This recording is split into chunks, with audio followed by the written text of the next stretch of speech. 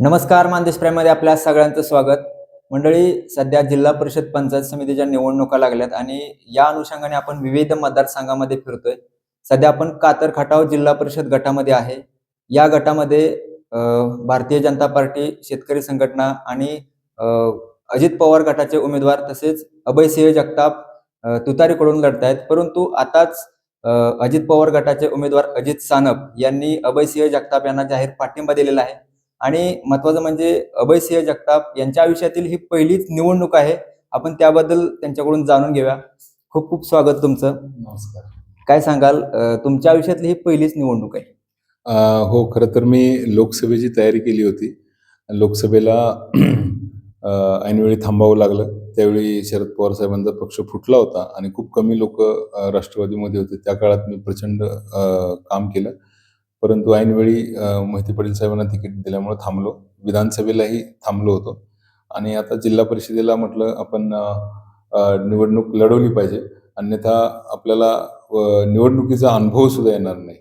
त्याच्यामुळे जिल्हा परिषद निवडणूक लढवण्याचा मी निर्णय घेतला आणि मान आणि खटाव विधानसभा मतदारसंघामध्ये 2च मतदारसंघ हे सर्वसाधारण गटासाठी राखीव होते. त्यापैकी एक मतदारसंघ कुकुरवाड जिल्हा परिषद मतदारसंघ. त्याच्यामध्ये अनिल देसाई उभा राहत असल्यामुळे मी कातर खटाव जिल्हा परिषद मतदारसंघातून उभं राहण्याचा निर्णय घेतला. खरं तर आता तुम्ही या गटामध्ये निवडणूक लढवताय.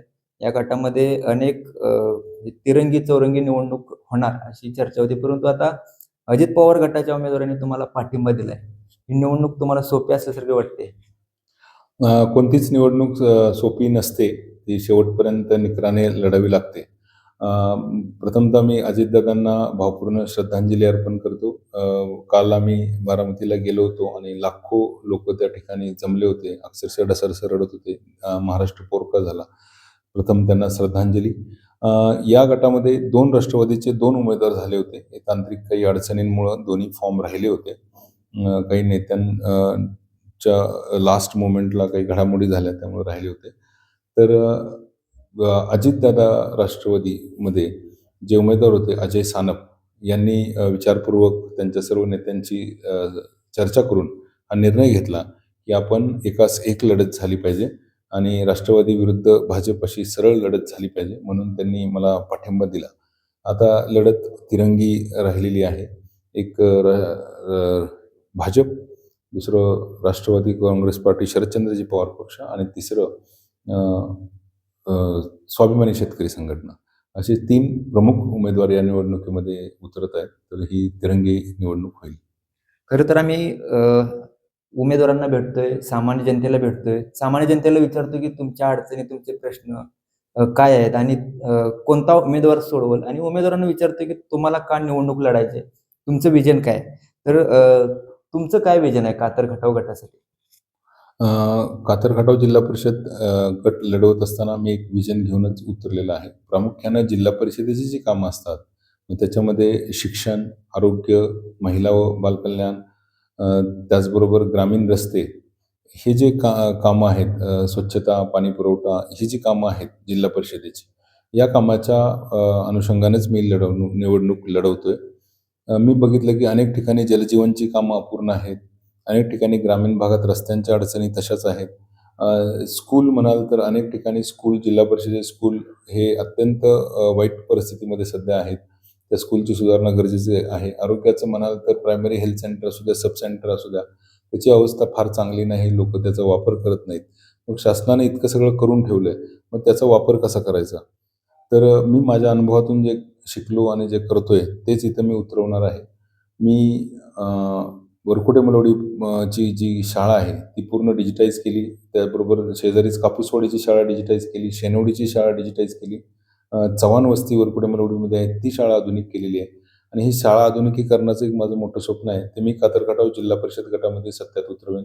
शाळांच्या माध्यमातून गरीब घरातली मुलं हे आधुनिक तंत्रज्ञान शिकतात. आता एआयचा जमाना आहे. लहान वयातच त्याची गोडी निर्माण होईल आणि ही मुलं पुढे जाऊन चांगले उद्योजक होतील, चांगले जॉब त्यांना मिळतील आणि ग्रामीण भागातील गरीब घरं सुधारतील, असं मला वाटतं. त्यामुळे मी प्रामुख्याने शिक्षणावर भर देणार आहे. दुसरं महिला गृहउद्योग हे माझं महत्त्वाचं टार्गेट आहे. या भागातल्या महिलांना जॉब नाही आहे. त्याच्यामुळं अनेक महिलांची माझ्याकडे अशी मागणी आली की आपण काहीतरी हाताला काम द्या आणि त्या माध्यमातून मी काम करतोय. वरकुटे मलवडी परिसरामध्ये मी जवळपास 25 महिलांना माझ्या शिवसंकल्प फाउंडेशनच्या वतीनं शेळीपालन व्यवसाय सुरू करून दिले होते. काही महिलांना गृहउद्योग सुरू करून दिले होते. तर त्याच धर्तीवर या कुकुडवाड जिल्हा परिषद गटामध्ये सर्व गावांमध्ये महिला गृहउद्योग उभे करणे आणि महिलांना ट्रेनिंग देऊन त्यांना अगदी स्टँडर्डाइज प्रोडक्शनपासून पॅकेजिंगपर्यंत सर्व प्रकारचं ट्रेनिंग देऊन त्यांचं मटेरियल शहरामध्ये कसं चांगल्या किमतीला विकलं जाईल यासाठी मी प्रयत्न करणार आहे. हे माझं दुसरं उद्दिष्ट आहे. आणि तिसरं आरोग्याच्या दृष्टीनं सर्व आरोग्य सुविधा जिल्हा परिषदेच्या अद्ययावत करणं हे माझं एक उद्दिष्ट आहे. तर ही उद्दिष्ट घेऊन मी काम करतोय. नक्कीच. खरं तर आम्ही ग्राउंड रिपोर्ट करत असताना विचारतो की सर्वसामान्य लोकांना की उमेदवार कसा असावा. तर त्यांच्या तोंडून प्रश्न पहिला येतो की उत्तर असं येते की उमेदवार हा सुशिक्षित असावा. तुमच्याबाबत जर विचार केला तर तुम्ही UPSC क्रॅक केली आहे आणि याचा फायदा कसा लोकांना होणार आहे? कारण मागच्या सभेमध्ये देखील अनेकांनी सांगितलं की तुम्ही या भागातले 350 विद्यार्थ्यांना रोजगार दिलाय. हो, मी एम.टेक केलेलं आहे. मी एम.टेकमध्ये युनिव्हर्सिटी टॉपर आहे. मी UPSCच्या 4 वेळा मेन्स दिलेल्या आहेत. त्यामुळं MPSCमध्ये क्लिअर केलेलं आहे. क्लास 1 पोस्ट घेतलेली होती. परंतु मी केली नाही आणि मी स्वतःची सॉफ्टवेअर कंपनी सुरू केली.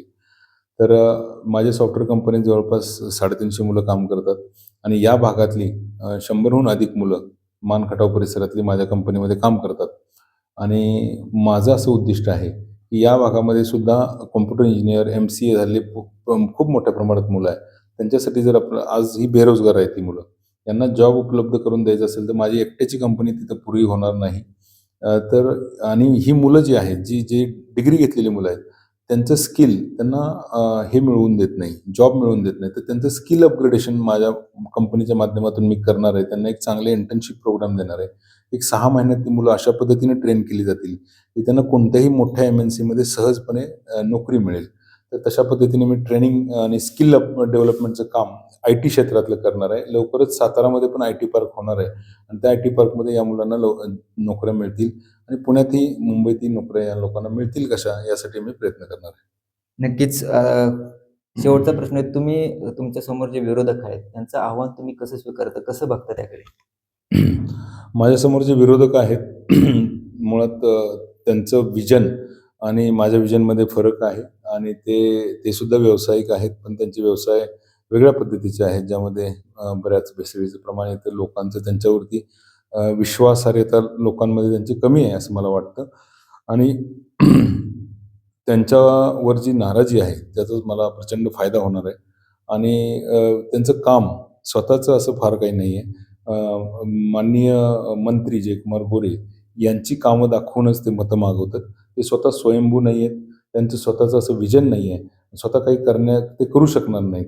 ते जे काही करतील ते मंत्र्यांच्या आधाराने मंत्री जे देतील तेवढंच करतील. त्यापेक्षा जास्त ते काही करतील असं मला वाटत नाही. त्यामुळे लोकांचा माझ्यावर जरा जास्त विश्वास आहे. आता सध्या तुम्ही घरोघरी फिरताय, दारोदारी फिरताय, प्रचार करताय.